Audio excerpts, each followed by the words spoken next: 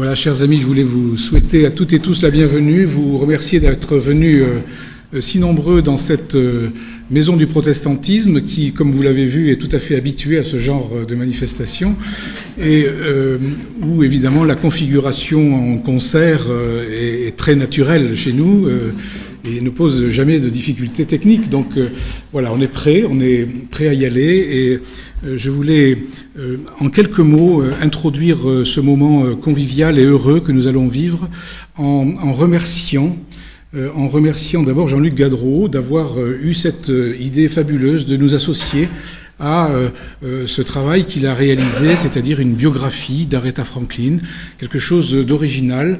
Il a voulu nous faire profiter de son travail et en même temps nous dire que parler d'une chanteuse, c'est aussi nous mettre en situation d'écoute, de partage, de rencontre, comme nous le faisons ce soir.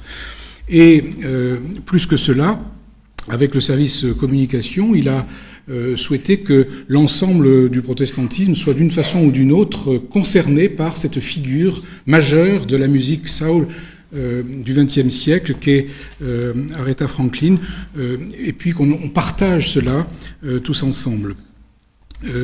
Jean-Luc Gadreau a écrit un livre donc, qui est édité aux éditions Pélos, et tout à l'heure Éric Perrard prendra la parole pour nous dire voilà ce qui se passe avec ce type de publication, de biographie, de personnalité qui compte. Alors, dans le protestantisme et bien au-delà, puisque Aretha Franklin chante pour le monde entier, son public, c'est le monde.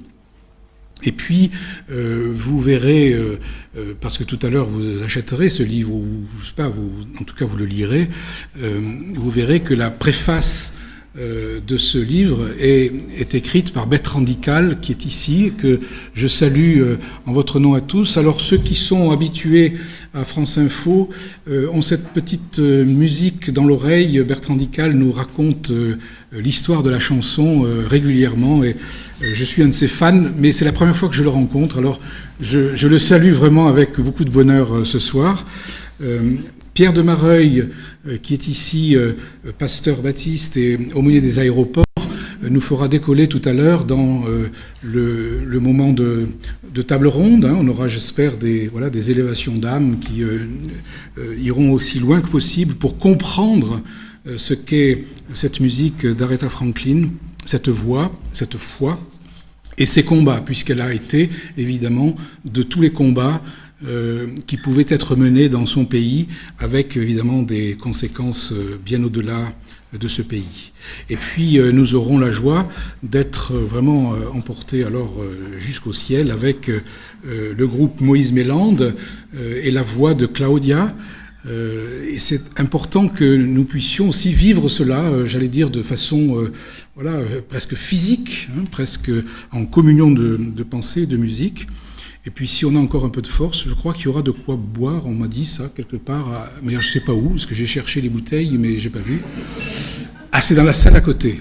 Eh oui, alors voilà, donc nous nous transporterons donc, après tous ces moments que nous allons vivre ensemble dans la pièce à côté pour un verre de l'amitié tous ensemble. Mais je ne veux pas être plus long, je laisse la parole à Éric ou à Jean-Luc, je ne sais pas qui est-ce qui, c'est Éric qui prend la parole tout de suite. Merci à vous et bonne soirée.